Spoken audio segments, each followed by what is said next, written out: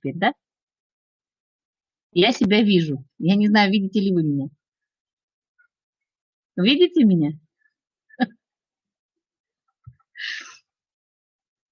Звука нет. До этого было все хорошо. Есть звук? Мне надо, чтобы презентация пошла. Как я сделаю ее? Но она сама выйдет или что?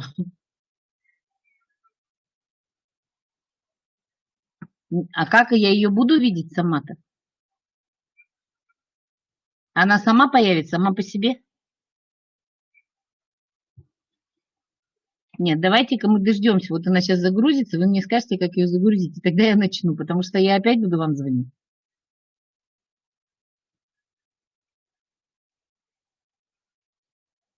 А? Я не слышу. Но подождите, вот она загрузится, а потом что будет с ней? Она выявится? В окне появится. Угу. Ну ладно, давайте начнем тогда.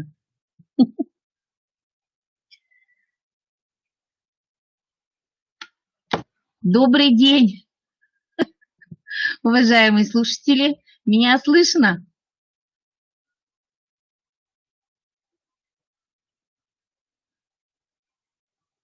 Так, есть, прекрасно.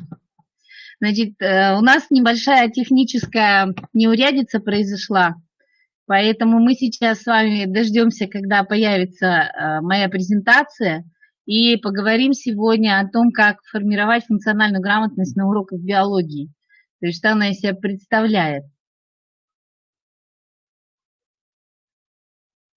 Минут совсем чуть-чуть осталось. Прошу прощения за такой долгий период ожидания, поскольку небольшие проблемы случились сначала с моим компьютером, потом с загрузкой информации. И вот в результате пришлось вам ждать дольше, чем ожидалось. Так. Угу. Значит, почему вообще возникла идея проводить такой вебинар, поскольку по всей стране, не только, собственно говоря, у нас в Республике Коми, потому что наши дети, как правило, демонстрируют неплохие классические знания по разным предметным областям, но при этом, как правило, не умеют применять их на практике. Ну и показатели, которые были продемонстрированы при прохождении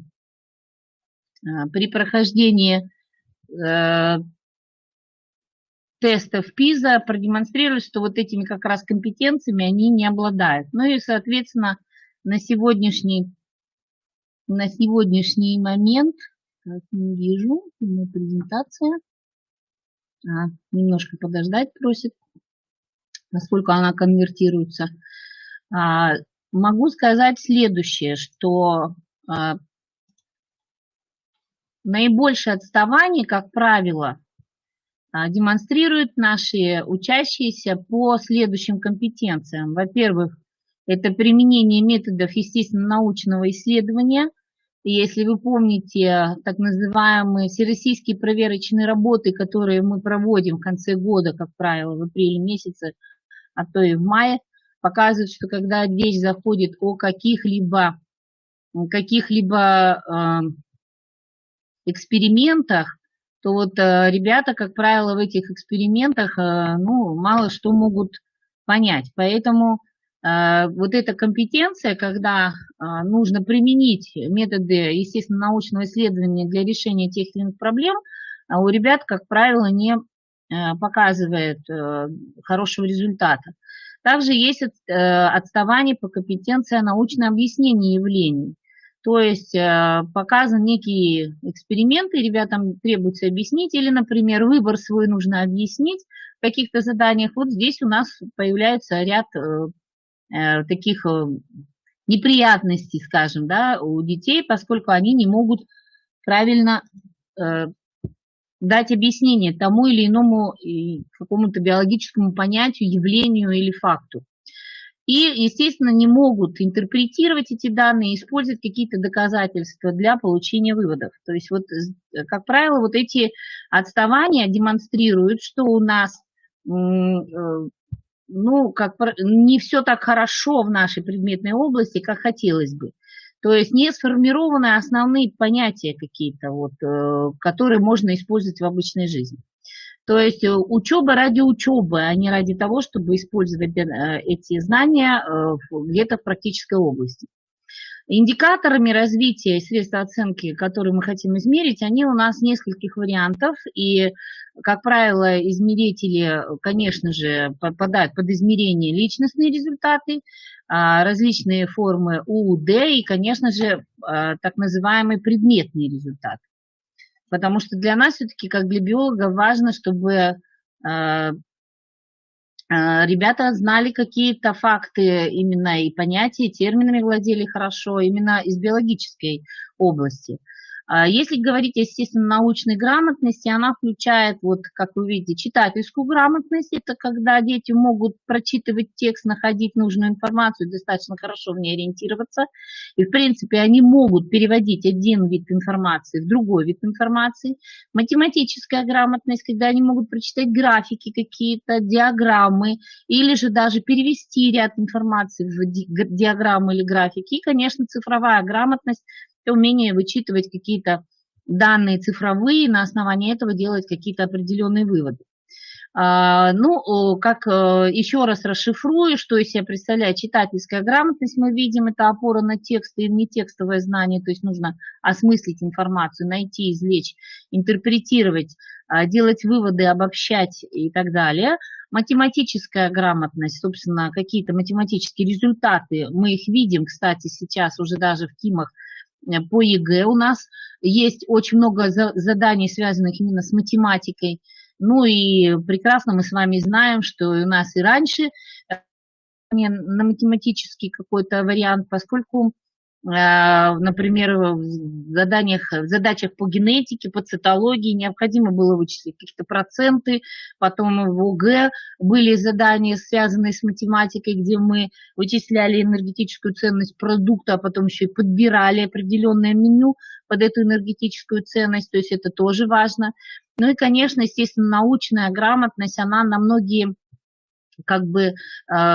компетенции опирается, то есть это очень важно. Во-первых, мы должны какие-то глобальные проблемы решать при помощи каких-то, естественно, научных знаний, проблемы личного характера, возможно, местные, национальные какие-то проблемы можно решить.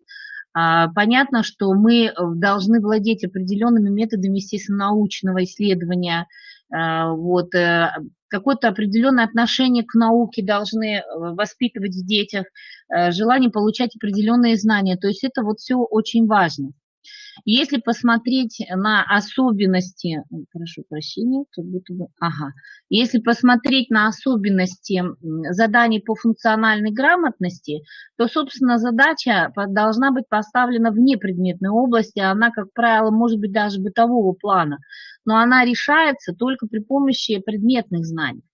В каждом из заданий, как правило, описывается та жизненная ситуация, которая для детей вполне реальна. То есть они могут с этой задачей, с этой ситуацией столкнуться в реальной жизни. И такие задания, они носят несколько проблемный такой характер. При этом вопросы, которые излагаются, они довольно простые для ребят, для их понимания, но вот требуют какого-то вот перевода с обыденного языка на язык предметной области. Конечно, важно использовать иллюстрации, таблицы, чтобы ребятам было понятнее, это тоже важно. Ну вот, например, задача для 7 класса, которая является задачей, демонстрирующей, насколько ребята могут использовать знания, полученные на уроках биологии, именно вот при решении обычной, проблемной какой-то, бытовой, я бы сказала, ситуации. То есть задача такого плана. Иногда случается так, что сельдь купили пересоленую. То есть мы с этим сталкиваемся неоднократно в своей жизни. Что же делать в таком случае? Первый способ предлагается, ну, то, что они знают, и так делают их родители, предлагается, что нужно разрезать сельдь на несколько кусочков, сложить в банку, пересыпать луком, затем растительным маслом залить, и на следующий день сельдь становится менее соленая. Или же второй способ, что ее надо вымочить, то есть выпотрошить, вымочить, заменить воду через час-два, и она, в общем-то, становится также менее соленой. Вот задачи, которые сталкиваемся в обычной жизни. Семиклассники вполне могут с этой задачей справиться. Первый вопрос к этой задаче идет. То есть, почему при первом способе лук и подсолнечное масло становятся солеными, и свой ответ поясните. И второе задание к этой же задаче. При втором способе предлагают заменить воду через 1 час. Для чего это делают? Теперь поясните. То есть, как вы видите, ответы здесь уже сразу выложены, варианты ответов. То есть, ребята должны догадаться, что, собственно говоря, соль будет диффундировать из селедки в окружающую среду, поскольку там нету соли, соответственно, концентрация ниже. И таким образом процесс как бы засоления, так скажем, да, селедки, он уменьшится. Ну и селедка станет менее соленой за счет того, что соль будет уходить из нее в окружение, то есть либо в воду, либо в масло и в лук.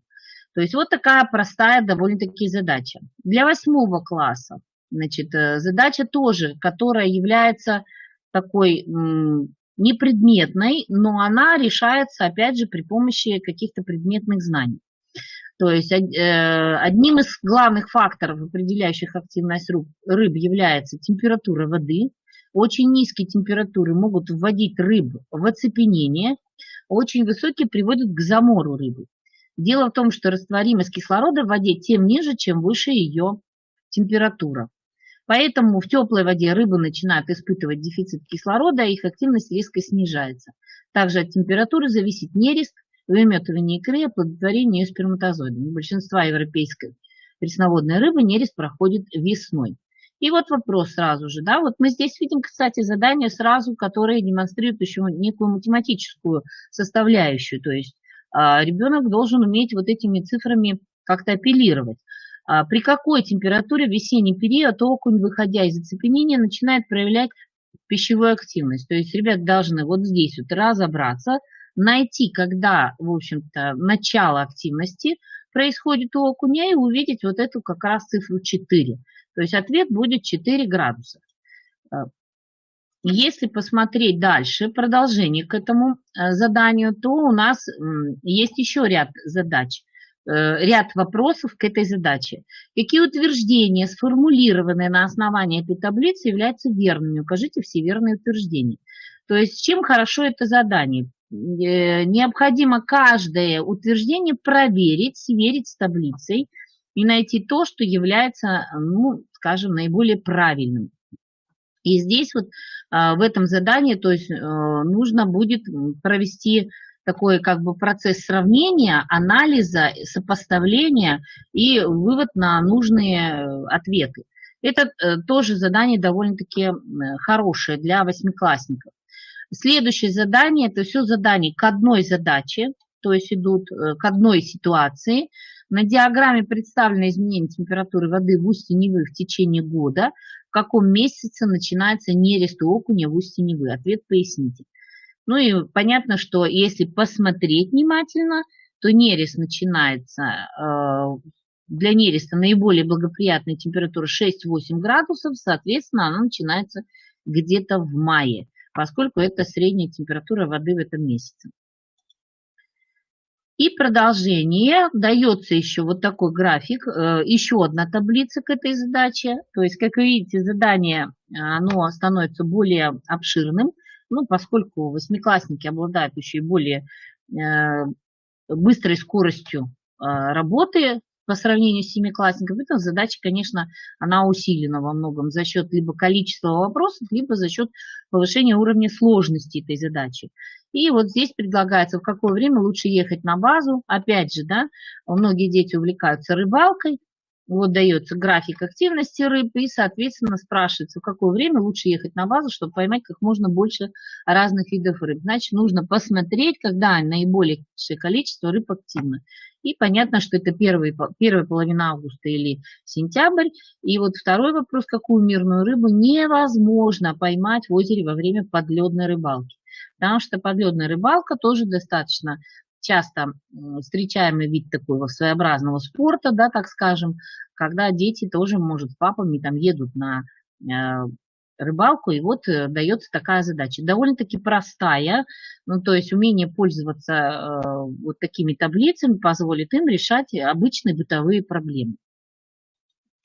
Задача для 8 класса на сегодняшний день наиболее актуальная, поскольку все мы находимся в ситуации ковидной инфекции, и мы знаем, что есть медицинские маски, которые мы сейчас носим, процедурные, они могут быть обычные, то есть из всякого материала, и вот дается небольшое объяснение, что из себя представляет обычная медицинская процедурная маска, каким образом ее надо носить, то есть это тоже важно, да, и как она закрепляется на лице. И к этой вот как бы информации дается ряд вопросов. Во-первых, как медицинская маска защищает наш организм? Укажите верный ответ, то есть нужно вот, исходя из тех данных, которые получили во время чтения информации по медицинской маске, найти правильный ответ.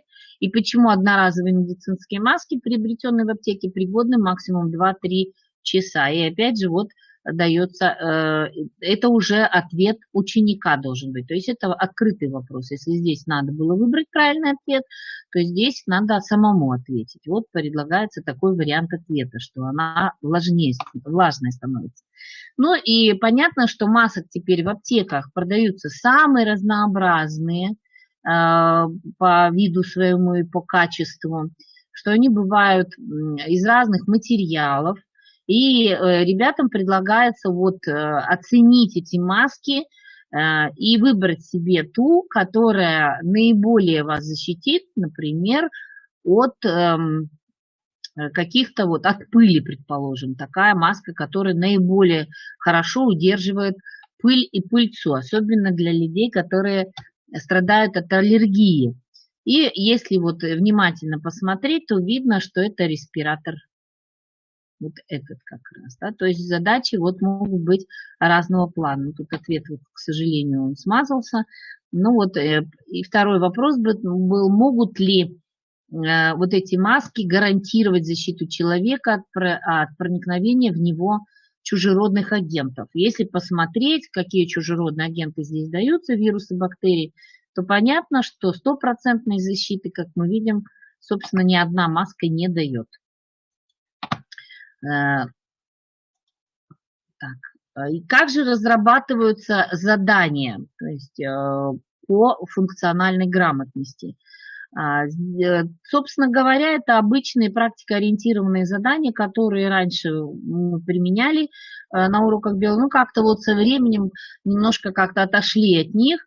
Такие задания должны, в общем-то, быть ориентированы на разные виды деятельности. То есть, во-первых, это на усвоение способов самостоятельной деятельности заданий. А во-вторых, они должны формировать у учащихся готовность применять знания на практике. Обеспечить, естественно, если ребенок понимает, для чего ему эти знания, понятно, что его познавательная активность резко увеличивается. Надо сказать, что это подвигает детей к самообразованию, к самосовершенствованию, к поиску нужной информации и, соответственно, наряду с тем, что формируются так называемые предметные умения, формируются еще и метапредметные умения, и, конечно, еще и формируется какое-то свое личное отношение к предмету биологии, и определяется ценность на предмета биологии. Если посмотреть на стратегию разработки практикоориентированных заданий, да, то понятно, что, в общем-то, биология на сегодняшний момент – это предмет наиболее интересный. Ну, может быть, мне как биологу просто приятно это говорить, но мы знаем с вами, что мы сейчас живем с вами в век биологии. Если предыдущий был век химии и физики, 20-й, то 21-й на сегодняшний день считается веком биологии, поэтому нам флаг в руки с вами. Мы, собственно, должны детям указать на важность биологических знаний в обычной жизни.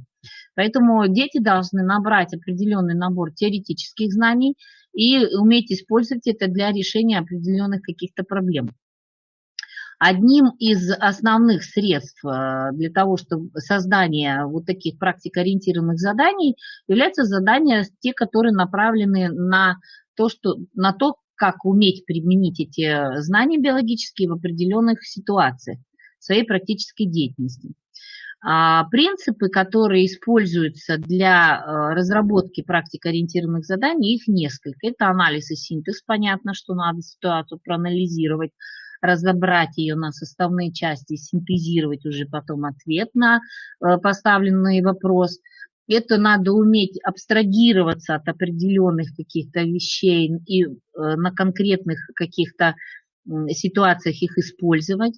Это надо уметь сравнивать, какие-то аналогии проводить. Тоже важно сравнивать несколько результатов между собой, обобщать, дифференцировать, выделять главное, выделять необходимые понятия, обязательно приводить какие-то доказательства. Это то, что у детей, как правило, западает на сегодняшний день, привести доказательства. Поэтому даже на уроках обычно, когда, например, ребята отвечают, очень часто нужно задавать вопросы такого плана, как почему это так происходит, да для чего это, приведите аргументы, что это так происходит, и свои докажите. То есть вот это очень важно, чтобы ребенок понимал, к чему ему вот эти знания, то есть и умел, собственно, и свою точку зрения высказывать с доказательствами и представлять эти доказательства на общий суд. Опровергать, например, чье-то мнение, причем грамотно опровергать без проявления какой-то агрессии, то есть приводя свои аргументы какие-то, это тоже важно. И, конечно, все знания должны быть приведены в определенную систему, это тоже важно. Поэтому вот для того, чтобы разрабатывать такие практикоориентированные задания, нужно опираться вот на эти основные принципы. Значит, принцип индивидуализации заданий. Это очень важно, поскольку нельзя давать задания, например, для 9 класса учащимся 7 класса, потому что они еще не обладают тем набором знаний, это тем более речевых каких-то особенностей, которые позволили бы им грамотно и правильно ответить на заданные вопросы. Надо ориентироваться на удовлетворение индивидуальных каких-то познавательных потребностей, то есть что для детей в данный момент важно. Вот семиклассники, например, мы изучаем зоологию, там, предположим, в 7 классе у нас предмет именно такой. Для ребят очень многих очень интересно вот рыбалка. Поэтому, если есть возможность, задания такие про рыбалку, нужно, конечно же, обязательно давать ребятам на решение вот каких-то проблем, связанных с рыбалкой при изучении рыб. Многих интересует в этот период, например, ядовитые животные. Ну, значит, и тут можно какие-то практикоориентированные задания придумать. То есть ориентируемся на то, что сейчас детям интересно. Когда мы приходим в 8 класс, то, в принципе, детям интересен их организм. Соответственно, мы и предмет-то наш построен как-то так интересно по возрастным каким-то цензам, да, поэтому... Поскольку это интересно для детей, значит и задания надо такого плана разрабатывать, потому что дети порой после урока подходят, а вот у меня такие-то врач дал рекомендации, это правильно? То есть давайте разбираться, если правильно, неправильно. Понятно, что врач правильно дает рекомендации, но давайте подумаем, почему именно такие рекомендации были даны вот в связи с таким диагнозом. То есть это тоже очень интересное задание. Задания, конечно, должны быть очень вариативны. То есть здесь...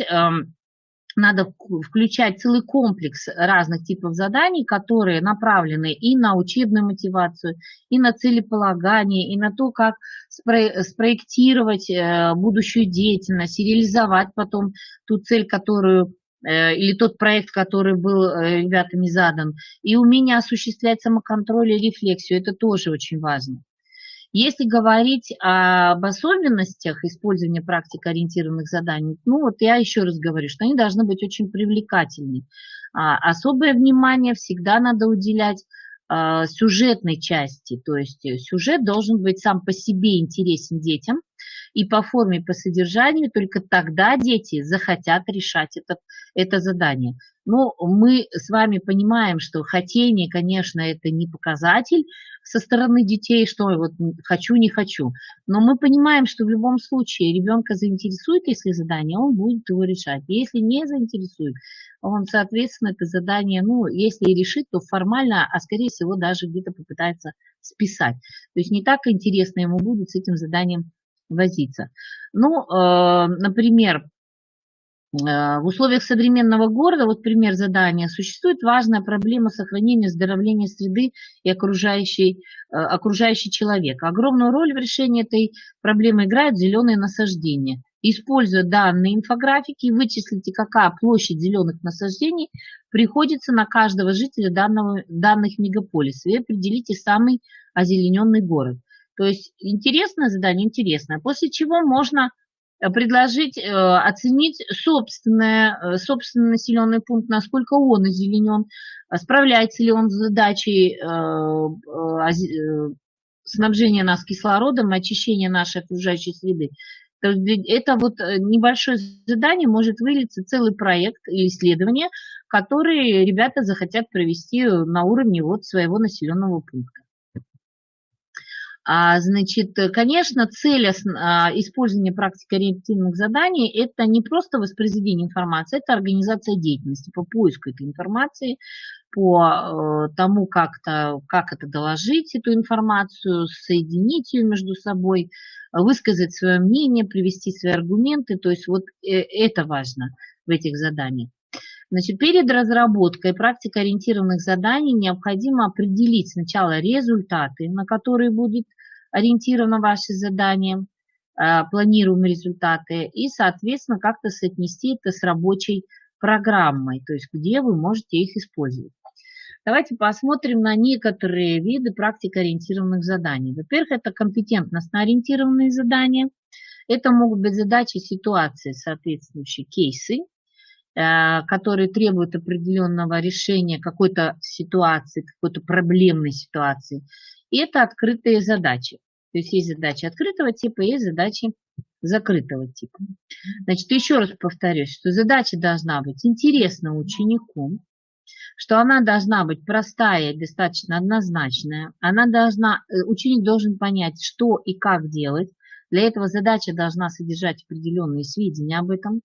И, конечно, должен быть определенный инструмент проверки, на который ребята должны ориентироваться. И если мы говорим о компетентностно-ориентированных заданиях, то на что мы тут обращаем внимание? На структуру самого задания. То есть есть некий стимул, который мотивирует ребят на выполнение задания. Есть задачная формулировка, то есть некий алгоритм деятельности.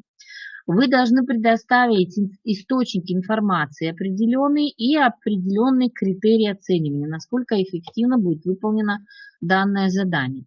Ну вот, предположим, стимул. То есть вы хозяин плантации апельсинов, то есть очень интересно для ребят бывает тогда, когда они на себя примеряют какую-то роль. Вы хозяин плантации, вы, скажем, там, я не знаю, хозяин аптеки какой-то, или вы, предположим, имеете ферму, ну, в зависимости от того, какую задачу мы будем, в общем-то, структурировать для них. При выращивании апельсинов у вас возникла проблема. Многие деревья стали засыхать и гибнуть, и вам как-то необходимо защитить эти апельсиновые деревья. Задачная формулировка, то есть это у вас стимул, то есть некий посыл, так скажем, да? Что же придется делать? Опишите все возможные средства защиты апельсиновых деревьев от вредителей, используя предложенные источники информации. Вот о чем я говорила, что есть обязательно должен быть источник информации. И расположите их, начиная с наиболее эффективного и заканчивая наименее эффективным средством. Объясните, почему вы так считаете, то есть объясните свой выбор. То есть дается несколько источников информации, что может быть поражены жуками корни деревьев. Один источник информации. Да? Второе, что это за жуки-слоники, что они могут погубить 1/3 деревьев на плантациях цитрусовых растений. Второй источник информации, который взят был из какого-то журнала или, может быть, сайта, где написано, что в химической лаборатории университета на основе обыкновенного крахмала изобрели вещество, суперадсорбент, кристаллы которого могут впитывать и удерживать воду в 2000 раз больше собственного веса. И данное вещество является химически нейтральным, то есть безвредным для растения. Ну и к тому же очень хорошо, что он практически плохо разлагается. Поэтому можно его использовать довольно-таки эффективно. И даются критерии, то есть что нужно делать. После чего такое задание, которое ребята решают, естественно, да, они могут давать разные оригинальные версии. Если такая версия есть, то они получают, как правило, максимальное количество баллов. Вот такая практика-ориентированная задача. Второй вариант таких заданий на формирование функциональной грамотности – это задачи ситуации или так называемые кейсы. Мы все знаем с вами, что есть, собственно, кейс-стадия, такая технология, которая предлагает определенный алгоритм решения вот этих ситуационных задач. Собственно, довольно-таки широко применяются кейсы на предметной области история и обществознание, где выдаются архивные документы, ребята с ними работают и потом, в общем-то, предлагают варианты решения тех или иных проблем. В нашей предметной области кейсы тоже возможны. Это некая сюжетная ситуация, некий интересный такой довольно-таки сюжет, который может быть и в нашей жизни, в обычной. Вообще, если вы будете создавать такие кейс-задачи ситуации, я вам все-таки рекомендую поработать со сборником ТРИЗ. Там таких ситуационных задач довольно-таки много, которые можно преобразовать в такие практикоориентированные задания. Значит, здесь есть сюжетная часть, описание какой-то ситуации, информации. Есть информационная часть, формулировка задания по анализу данного кейса, и методическая часть, то есть это информация, которая позволяет правильно понять развитие событий. Рассмотрим требования к кейсу. Во-первых, задание должно быть написано довольно-таки простым и доходчивым языком. Это некая сюжетная линия. Собственно, вы можете взять такой сюжет даже из какой-то художественной литературы, там, если внимательно почитать, или из фильма даже, да, если внимательно посмотреть фильмы с стороны биологии, или, например, прочитать книгу и найти вот такой сюжет можно тоже довольно-таки легко. Во-вторых, задание должно содержать проблему и инструкции, должно демонстрировать как положительные, так и отрицательные стороны этой проблемы, соответствовать, опять же, потребностям обучающихся, оптимальное количество информации, но при этом текст ни в коем случае не должен подсказывать решение. И пример разработки текста, в общем-то, вот такой, как правило. То есть определяется проблемная ситуация, подбирается информация под эту проблемную ситуацию, определяется какая-то модель ситуации, выбирается, да, разрабатывается задание, досье можно подготовить к ситуации и подготовить методические рекомендации для учащихся, как работать с этим кейсом. Например, разработка кейса. То есть первая проблема, которая вырисовывается сначала, это обитание микроорганизмов. Задается некая модель, вот она здесь дана, это Валентина однажды обнаружила на кафеле в ванной комнате какой-то неприятный налет. Что это? И подруга сказала, что это, возможно, грибы какие-то. То есть дается информация к этой модели ситуации, вот она выше здесь расположена, то есть информация о строении, процессах жизнедеятельности микроорганизмов, как можно определить этих организмов в лабораторных условиях. И не только в лабораторных условиях, даже в быту. Затем задается задание к этому. То есть вы получили ситуационную какую-то проблему, затем информацию к ней, то есть добавили ее, и теперь задание. Могут ли это быть грибы, а возможно другие какие-то организмы? Предложите способы, с помощью которых можно было бы выяснить природу этого налета. Но поскольку ситуация задана, а нам надо определить, и есть разные виды информации, показывающие, как выглядят грибы, бактерии, водоросли, возможно, и что это действительно может быть, тут могут быть самые разнообразные варианты ответов. Но при этом тут важно, чтобы ребята подбирали аргументы, подбирали доказательства, подбирали какие-то способы решения этой проблемы и их выдавали уже на общее обсуждение. Причем, если это задание будет разработано в группах, то ответы у групп могут не совпадать, от этого возникает еще и возможность каким-то образом подискутировать на фоне этой проблемы, ну и выйти к наиболее верному решению. И, соответственно, здесь может находиться еще дополнительный какой-то материал про микроорганизмы, которые в доме могут у человека, в общем-то, содержаться. Ну и как работать с этим кейсом. То есть прочитайте, что дальше сделать. То есть весь алгоритм работы, что дети должны сделать. И, наконец, есть вот задача еще, открытая задача. То есть в открытой задаче, в отличие от закрытой задачи, размытое содержание, которое дает возможность получить самые разные ответы. И опять же, здесь важно те аргументы, которые ребята предложат для того, чтобы вот эту задачу решить. То есть, поскольку решений может быть несколько, важно вот к какому решению они пришли. То есть иногда бывает так, что нет неправильных ответов. То есть действительно решить эту задачу можно разными способами. Однако они должны найти наиболее эффективный способ. Открытые задачи могут быть какие? На выдвижение гипотез. Задача такая. Задача на поиск какой-то в науке, поскольку выводы сделаны были ошибочные, ребята это увидели. Значит, нужно найти информацию, которая покажет, что эти выводы ошибочны. Задача, которая идет на критический анализ. То есть какая-то ситуация, предлагаются вот такие-то варианты, давайте попробуем проанализировать, так ли это на самом деле. Те ли варианты решения проблемы были предложены. Задача на основе фактов неудачных решений. Вот это, в принципе, вот эти две задачи, они перекликаются.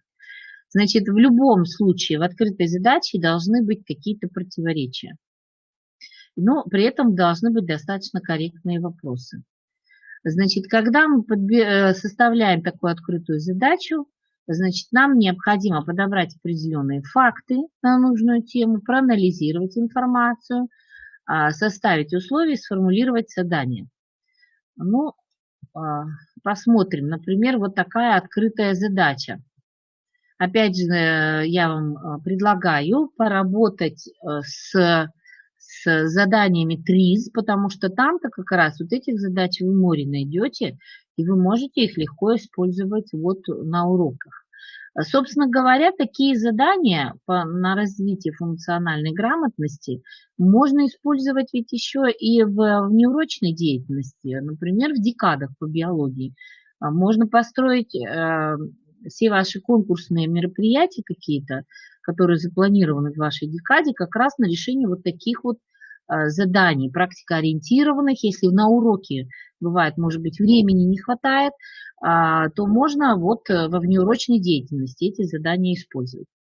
Предлагается, что вот во время сева большой убыток наносят те птицы, которые как раз налетают на поля и уничтожают семена. И естественно, что дети сразу предлагают вариант такой, нам чучело поставить. Но если это огромная территория, как уберечь семена на таких территориях? Ведь по всей территории поля не поставишь чучело. Поэтому даются самые разнообразные информационные материалы. Например, да, во Франции семена красят безопасной краской, непривычной для птиц цвет. Городские синицы научились доставать картонные коробки из бутылок с молоком, стоящих у входа, появились пробки из фольги.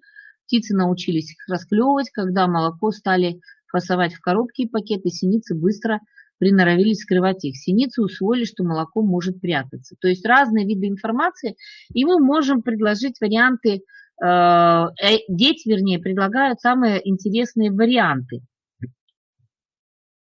Да, поэтому я вижу, что вы пишете, да, многие хотят сдавать биологию, понимаю. Но вот заданий, тем не менее, получается сейчас очень много на как раз вот на применение знаний. И вы, наверное, обратили внимание, КИМ и ОГЭ появляются дополнительные задания именно с ориентацией на практическое применение знаний. Понятно, что уроки можно построить, выстроить уже как раз под решение этих заданий практикоориентированных. Но если у вас это пока не получается, то тогда я вам рекомендую, еще раз отвечая вот на этот вопрос Ольги Лютоевой, что можно использовать эти задачи на внеурочной деятельности. То есть построить конкурсные мероприятия на решение вот таких задач. Кстати, очень эффективно работают эти задачи во внеурочной деятельности. Вот мы здесь видим, у нас, например, ребята предлагали протравливать семена, что, ну, я говорю, тогда вот трупы птиц будут. Ну, то есть они вот, например, разные формы давали. Или, например, как уберечь елки, скажем, от вырубки бесконтрольной. Это тоже открытая задача. Под Новый год, чтобы вдоль дорог ели не рубили, потому что чаще всего у нас в Новый год начинается с того, что у нас пошли и быстренько своровали елку где-то вдоль дороги. Вот что сделать, как отвадить людей это делать? Ну, ребята предлагают поставить штрафные какие-то, наложить штрафные санкции, поставить запрещающие знаки. Я говорю, ну, тем не менее, это как-то не срабатывает. И вот тогда у них начинается поиск информации, каким образом можно действительно уберечь ели. То есть это тоже открытые задачи. Их очень много можно дать, даже в качестве, вот, может быть, даже домашнего задания, если на уроке вы не успеваете. Но я думаю, что если одну задачу где-то там, скажем, вы отработаете на уроке, в конце урока дадите после прохождения темы, ну, это ребят тоже заинтересует. Или вы ее можете задать в начале урока в качестве такого мотивирующего момента. То есть для того, чтобы эту задачу решить, нам необходимо вот это изучить. Поэтому у ребят будет интерес вот как раз изучить нужный материал для того, чтобы потом предложить варианты решения этой задачи. Алгоритм практикоориентированного задания, как правило, это... Ага, хорошо. Вижу, что иногда творческие задания, они очень хороши. Да, дети очень любят такие задания решать дома. Или, предположим, вы можете использовать какие-то свои сайты, ориентировать детей для решения вот каких-то практикоориентированных заданий.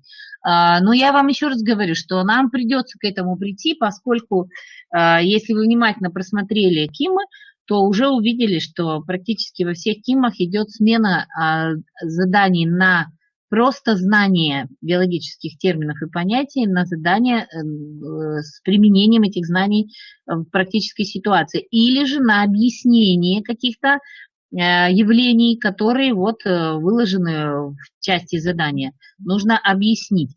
Появляется очень много таких заданий. То есть умение вот ориентироваться в этом в информационном пространстве, связанном с нашей предметной областью. Как разрабатываются эти задания? Значит, сначала мы смотрим, конечно, какие результаты достигаются при выполнении этого задания. То есть мы ориентируемся на те результаты, которые заложены в нашей рабочей программе. Мы затем думаем, в какой форме мы будем организовывать эту познавательную деятельность, какие формы работы мы можем заложить в урок. Затем мы разрабатываем некую сюжетную линию, формулируем эти задания, затем добираем туда информацию, после чего мы закладываем вопросы к этому заданию, и затем уже какими критериями оценки мы будем пользоваться. Для того, чтобы, сразу говорю, вот мы можем это все заложить, критерии оценки можем заявить, а можем и не заявлять. То есть мы можем ребят попросить, давайте мы попробуем вот эти критерии оценки с вами разработать прямо на уроке. Но понятно, что вот такие, наверное, полный объем этих практикоориентированных заданий в одном уроке решить бывает сложно. То есть для этого, ну вот, скажем, задание, которое для 8 класса показывала, это занимает достаточно много времени. Но тогда можно его выкладывать в качестве домашнего задания. Можно какие-то отдельные задачи давать, небольшие, для того, чтобы ребята могли применить эти знания на практике. Какие это могут быть вообще задания? Это описание явлений или объяснение их, то есть, да, на уроке прямо даем возможность. Можно какую-то модель явлений или процессов построить, сформулировать выводы, спрогнозировать какие-то изменения, проанализировать данные, оценить их достоверность, выдвинуть гипотезы. Это все в нашем уроке мы можем заложить уже. То есть оно и в принципе у нас это есть. Единственное, что, может быть, мы как-то внимание иногда на эти вещи не обращаем. Но вот, например, проблемная ситуация, выдвигаем гипотезу, строим план по проверке этой гипотезы, это у нас заложено даже в технологиях. Технологии проблемного обучения, собственно, вот она. Если посмотреть, да, какие могут быть задания, например, которые мы можем дать очень быстро, для быстрого решения, когда они не так много времени занимают на уроке. Например, рассмотрите 4 варианта постановки эксперимента и скажите, какой из этих вариантов наиболее удачный. То есть здесь еще вот, когда они смотрят, первое, да, речь идет о бактериях, которые будут развиваться внутри. То есть понятно, что они сразу должны определить, что если у нас пробки нету, то выяснить, что именно эти бактерии, да, привели к сбраживанию молока, они не смогут. Соответственно, вот выбор пойдет сюда, то есть мы можем посмотреть, что здесь весь эксперимент правильно поставлен. Ну, довольно быстрый вариант решения проблемы. То есть какой из экспериментов более грамотно выстроен и почему. Следующее задание, например, предложите наоборот, то есть вам не дается эксперимент и надо выбрать, а вы сами предложите эксперимент, на основе которого можно сделать вывод, что корням растения для нормального развития необходим воздух. Вот если мы раньше в учебнике Ковригиной, помните, да, такой был рисуночек, где масло наливали, груши подавали потом воздух корням, растение нормально себя чувствовало, а если пленочка масляная была без подачи воздуха через грушу, то, соответственно, растение погибало. Сейчас такой картинки как-то я не вижу в современных учебниках. Тогда можно детям предложить, самим поставить эксперимент, и они вам предложат разные варианты, и можно их обсудить, эти варианты, эти эксперименты. Или, например, более старшему возрасту ребят, например, на уровне 10 класса или даже, может, 9, если класс посильнее, предложите эксперимент, на основании которого можно определить, являются ли выявленные различия у растения наследственными или ненаследственными. Ответ знаете? Ну, то есть, значит, ребята будут предполагать, как это сделать. Или, например, девочка, которая ухаживает за комнатными растениями, решила смазать листья вазелином для красоты. Предположите, что произойдет и почему. Ну, ребята, когда они, это можно давать в начале урока при прохождении темы лист, а можно в конце, когда уже изучено строение листовой пластинки, и ребята, соответственно, довольно быстро предполагают, что растение должно погибнуть, поскольку устицы замазаны вазелином, соответственно, не происходит ни газообмен, ни испарение воды. А тогда можно и тогда дать задание, а что делать, как тогда сохранить, как сделать так, чтобы растения всегда выглядели такими красивыми, то есть глянцевыми. То есть они пусть предложат другие варианты. Кто-то вспомнит, как делают родители дома. То есть вот, пожалуйста, почему этот способ наиболее безопасный, тоже можно порассуждать. Или предположите, что произойдет, если исчезнут все бактерии на Земле. Или наоборот, если исчезнут все живые организмы, кроме растений, или наоборот, все живые организмы, кроме бактерий. И вот если разным группам, если это форма групповой работы, дать разные вот эти варианты заданий, то в итоге выяснится, что наиболее существенными компонентами биосферы являются именно бактерии. То есть на уровне бактерий жизнь еще сохраняется, а вот если их не станет, то другие организмы без них не существуют. Тоже интересный вариант такого вот задания на развитие функциональной грамотности. Вот задание, собственно, из КИМа взято. Здесь вы видите пример заданий по функциональной грамотности, где нужно проанализировать график. С этим графиком, как правило, проблема какая возникает? То есть, когда они начинают сразу вычитывать вот эти ответы, часто они делают ошибки. Поэтому детей надо, конечно, научить сначала сам график внимательно рассмотреть. И все, что возможно из этого графика, они должны проговорить. То есть, что они видят по графику, какие тонкости, может быть, они заметили. Вот после этого можно даже часть только сначала задания дать. Сначала просто проанализируйте график. А уже потом вы дать вот эту вторую часть, где уже надо найти правильный ответ. Потому что здесь они хватаются за первые попавшиеся ответы и часто делают на основании этого ошибки. Еще задания, которые можно использовать в уроке прямо, да, то есть известно, что разной степенью наследственного дальтонизма, прошу прощения, страдают 2-8% мужчин и только меньше процента где-то женщин. А в исследуемой группе учащихся обнаружены признаки дальтонизма у 64%, как у девушек, так и у юношей в равных количествах. Кстати, надо сказать, вот это задание мы сформулировали, я сформулировала на урок после исследования, которое провел ребенок в рамках индивидуального итогового проекта.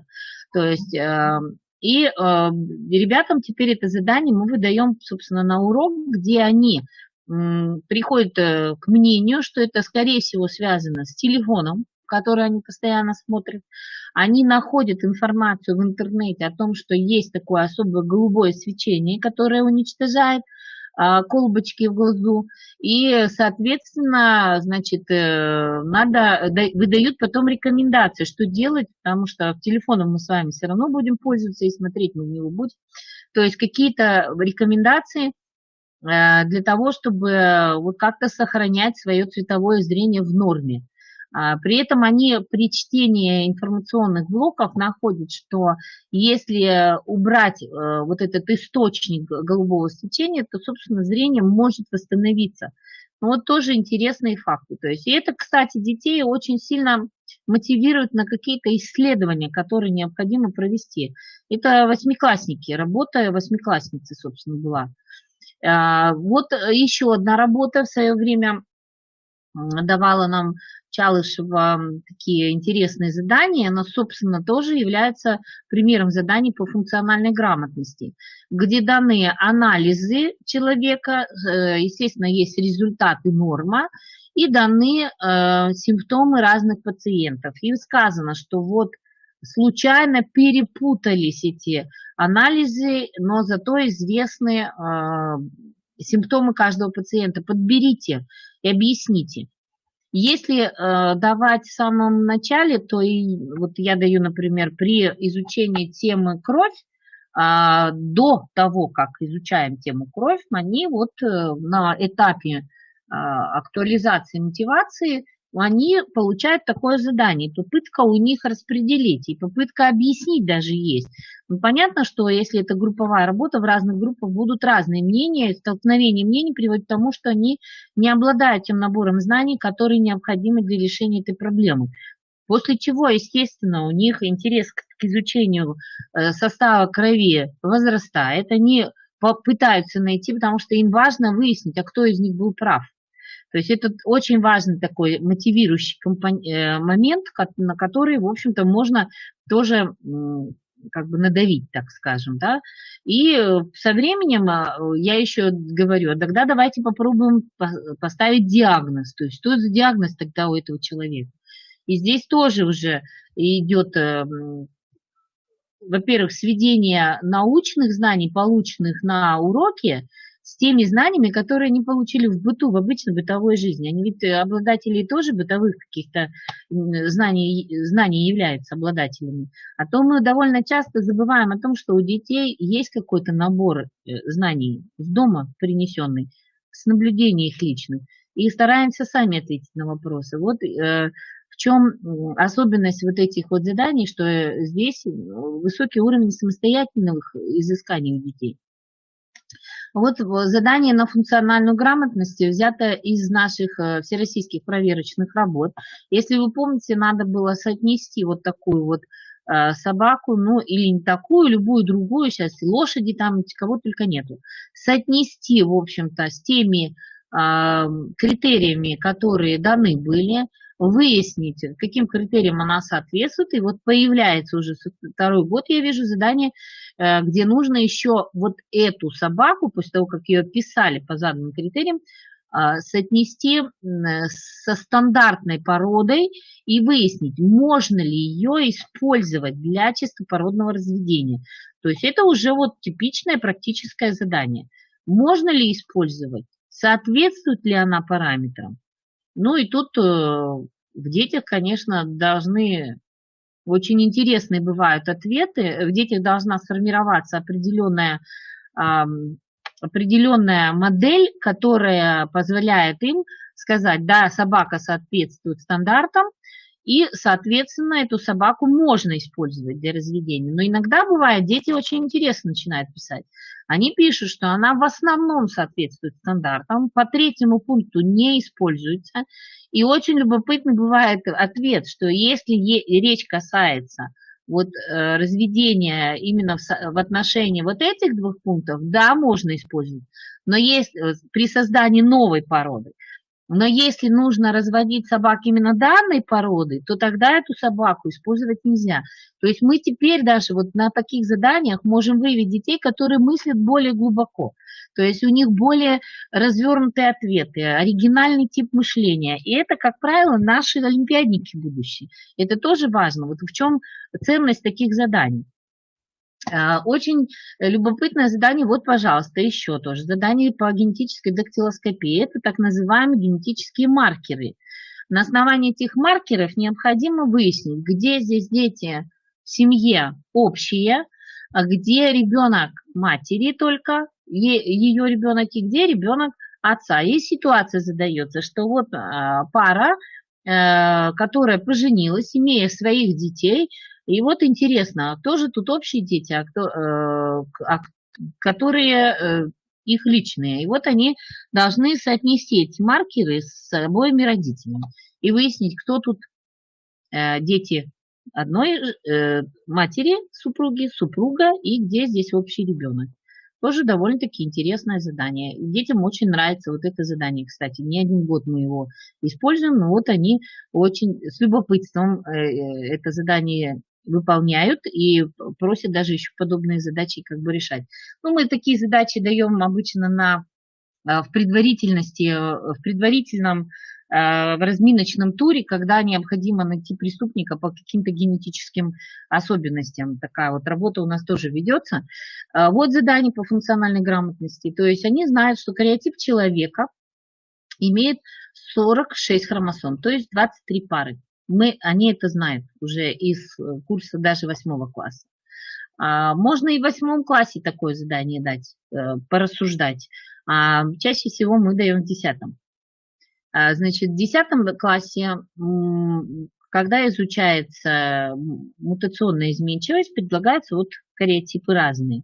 И они должны выбрать, где здесь нормальный кариотип, и найти кариотипы с дефектами. Ну, с дефектами, наверное, в какой-то степени грубовато сказано, но с какими-то геномными мутациями, так скажем, да. И вот они обнаруживают такие кариотипы, извините. Задача определить, как выглядит человек, то есть и почему вы так решили. И вот тут пойдет уже такой своеобразный анализ ситуации, потому что они должны понять. Конечно, они не знают, что это за синдром. И можно упростить задачу, дать эти синдромы, то есть назвать, еще дать сами синдромы, то есть синдром Тернера-Шерешевского и синдром Клайнфельтера, да, описание дать другие синдромы, они должны уже по вот этим симптомам определить, где чей кариотип. Это тоже очень интересная работа для детей, вот такая поисковая информационная работа. И они определяют, к чему они должны склониться. Во-первых, то, что здесь 2 икса, соответственно, а мы и 2 икса находим в половой паре у женщин, значит, мужчина как-то похож на женщину. И в характере, и во внешности. Ну, мы с вами знаем, что это женский тип ожирения, затем, собственно, склонность к истерии, к серьезному переживанию каких-то своих неудач, ну и такой достаточно эмоциональный фон высокий, как у женщин. И наоборот, это у нас женщина, поскольку у нее Y-хромосомы нет, то есть это в любом случае женщина, но у нее нет одной хромосомы, то есть одна только X-хромосома, как у мужчин, соответственно, это мужеподобная женщина. То есть вот такие задания, они позволяют ребятам достаточно неплохо вычитывать информацию. То есть проанализировать, найти нужную информацию. Еще раз говорю, если класс не очень сильный, можно информацию дать в готовом виде, но просто не сказать, какая из них к чему подходит. То есть пусть они найдут соответствие информации. Ну и уже потом, соответственно, проверить, так ли это было на самом деле. Примеры заданий по функциональной грамотности. Вот мы с вами проверяем довольно часто жизненную емкость легких. Есть у нас такая задача, как бы практическая работа. Не знаю, успеваете вы или не успеваете, да. Но у меня, например, есть такой спирометр, который мне подарили мои учителя физкультуры, вот такой походный спирометр, которым можно проверить довольно-таки быстро жизненную емкость легких, но определенных людей. То есть не обязательно весь класс проверять. При этом можно дома попросить их сделать эксперимент с воздушным шариком, проверить жизненную емкость легких при помощи воздушного шара. Такая методика тоже существует. И тут не только это важно, то есть для чего жизненная емкость легких проверяется. Не просто ведь для того, чтобы проверить, какая она у тебя. Мы можем под это задание заложить вот эту таблицу и предложить и тогда данному человеку, каким спортом ему рекомендовано заниматься. Есть ли у него жизненная емкость вот легких такая, то есть или чем он занимается, сравнить можно. Ну, можно эту табличку добавить. Вот тут штангист, футболист, можно и легкоатлет, и, собственно, и баскетболист сюда добавить. Таких таблиц в интернете достаточно много, можно найти. И для ребят бывает интересно, то есть каким видом спорта мне можно заниматься. То есть вот не просто получил знания, а еще и какую-то рекомендацию для себя вынес из этого урока, из этого практического задания. Пример еще один, например. Что произойдет с амебой, если поместить ее в пробирку с прокипяченной, охлажденной до комнатной температуры водой? То есть, опять же, задание, да, в котором надо порассуждать, объяснить какое-то явление. Или вот, например, задание, когда в листьях высокой пальмы в дождевой воде обнаружены были те же амебы, или инфузории, которые находились в озере, то есть как они туда попали. Во-первых, это задание еще тем интересно, что они должны вспомнить круговорот воды из курса географии, то есть уже так называемые межпредметные связи начинают работать. При этом, конечно, они должны понимать, что амеба в чистом виде или инфузория в чистом виде вот так наверх не поднимется, где у нас довольно-таки низкие температуры могут быть. Понятно, что она там погибнет. Значит, у нее должны быть какие-то способы защиты, соответственно, она должна превратиться в цисту, инцистироваться, да, и поэтому в виде цисты она действительно может сохраниться при таких температурах. Ну и затем уже во время круговорота, во время дождя она попадают они вот в эти пазухи листьев, и уже когда они там оказались, естественно, они из этих цист выходят, цист выходит. Вот я еще практикую, значит, такие зачетные, скажем, работы, особенно вот в 10 классе. Вот таких проектов у меня делают очень много, и вам тоже рекомендую. Очень интересно бывают выходы из ситуации, когда я детям говорю, что в качестве зачета по теме селекция вам необходимо будет создать новый сорт растения или породу животных, которые сейчас не существуют. Конечно, для того, это не просто так сделать, то есть надо предлагать план работы, то есть что должно быть в этой работе. Во-первых, поставлена цель, поскольку это пусть проект учебный, мини-проект, но он все-таки проект, должна быть цель. Цель, которая, для чего вы вообще эту породу создавали, то есть какой целью. Затем должны быть подобраны родительские пары. И это тоже сразу продемонстрирует, насколько глубоко дети поняли эту тему. Подобрали эти пары. Какими методами селекции вы будете пользоваться при этом? Почему именно эти методы? К чему они приведут? Какие могут быть проблемы? То есть это же работа теоретическая, понятно, на практике ее не проверить сейчас, в настоящий момент. Но, может быть, кто-то из детей заинтересуется и станет селекционером со временем. Они подбирают, какие риски могут существовать и как с этими рисками бороться, и стоит ли вообще бороться. Потому что мы же с вами знаем, что при межпородном скрещивании мы получаем порой межпородном-то мы еще получим плодовитое потомство. При межвидовом, как правило, бесплодное. Но, может быть, и нет смысла избегать этого бесплодия, потому что животные такие гибридные живут дольше. И нам, в принципе, вполне хватит срока жизни этих животных для содержания их в доме, для выполнения той или иной работы. И в итоге они еще ведь и рисуют некоторые, а некоторые фотошопят и создают такую в виде фотошопа своеобразную такую биологическую химеру, которая, в общем-то, они ее представляют. У них всегда большой интерес к тому, что создала другая группа, и интерес к тому, что они сами предложили. При этом разрабатываются критерии оценивания такого проекта вместе с детьми, понятно. Они оценивают не только друг друга, но и свою работу должны по этим же критериям оценить. И уже на основании общей вот этой оценки выставляется отметка за вот такой проект. Ну и при защите такого проекта, то есть вместо обычной работы проверочной, вот мы такие проекты создаем, они еще и начинают анализировать работы друг друга, задавать вопросы, а это тоже важно. А уж у отвечающей стороны появляются аргументы или доказательства в пользу того, что они правильно докладывают. Иногда выявляются ошибки. Конечно же, я тоже задаю вопросы, которые меня начинают интересовать, почему именно такой метод был принят и какие тут же есть подводные камни, на которые можно, в общем-то, натолкнуться. Но, во всяком случае, даже если дети допустили ошибки при создании породы, да, или сорта, они в конечном итоге эту ошибку легко принимают, как бы исправляют, принимают критику в свой адрес, и знание от этого только становится лучше. Можно проводить мини-исследование, анализ мочи, опять же, да, перед уроком. То есть ничего такого сложного нет. Я раздаю анализы мочи и предлагаю им понять, кто тут болен, а кто не болен. Знаете, я бывает и хитрю, например, даю все плохие анализы, и один из них здоровый, только цвет мочи красный. Розовый, так скажем, написано. Дети его сразу же определяют как человека больного.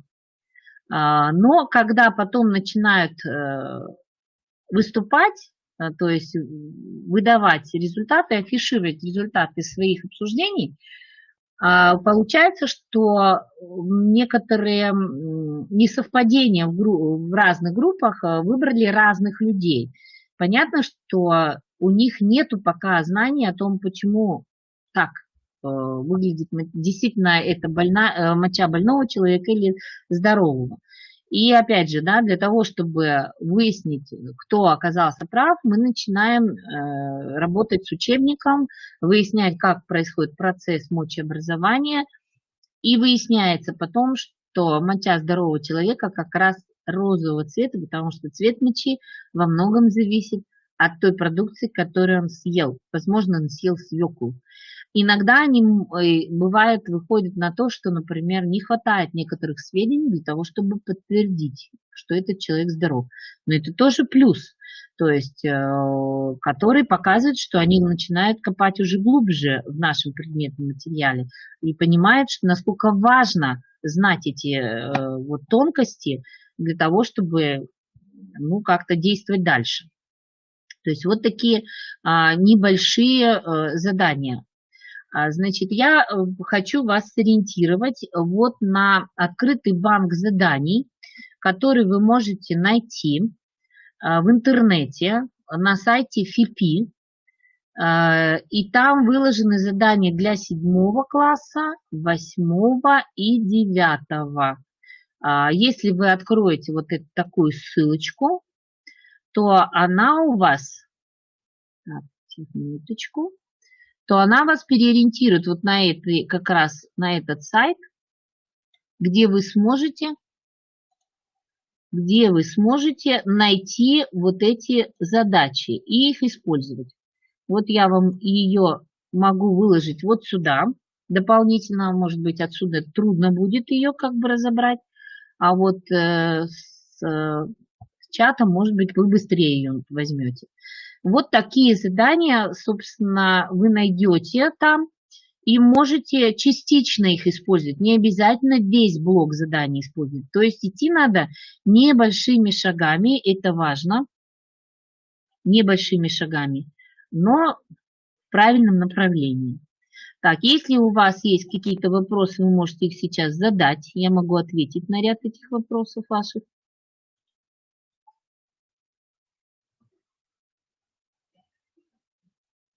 Слушаю. Пожалуйста. Еще раз прошу прощения за задержку большую. Ну, так большую даже оказалось, да, поскольку мы понимаем, что если техника, нас может подвести, конечно же. Так, но если вопросов ко мне нет, тогда, наверное, уважаемые коллеги, я с вами попрощаюсь. Ну и для желающих встретимся тогда уже 17 числа, 17 декабря. Там у нас пойдет речь уже о подготовке к Олимпиаде.